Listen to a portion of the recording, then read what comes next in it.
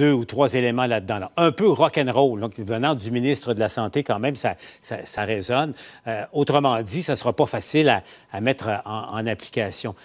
Question rapide. Elsie, est-ce que le gouvernement a raison d'aller si vite dans la mise en application de cette histoire-là? Bien, on a 2 semaines quand même pour s'ajuster. Moi, j'ai assez confiance parce que quand on a vu, là, les commerçants se sont adaptés là, quand ils ont dû mettre, là, par exemple, les purelles ou même, il y avait des lavabos aux entrées, il y avait des gens à l'accueil, dans les épiceries, dans les magasins. Donc, c'est un peu le même genre de processus, un peu plus léger. Maintenant, c'est certain qu'il y a certaines personnes qui ne seront pas capables de le lire correctement.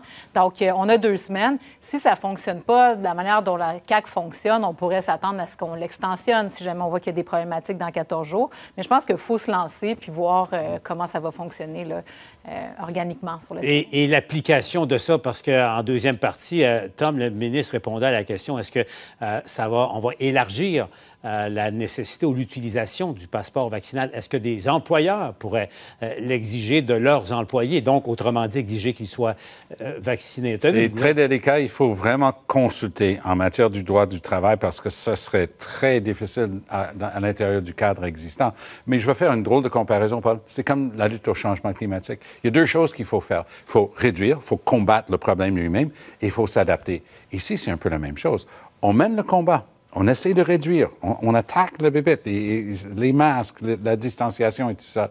Mais il faut aussi commencer à s'adapter au fait que c'est une réalité. On est en 4e vague.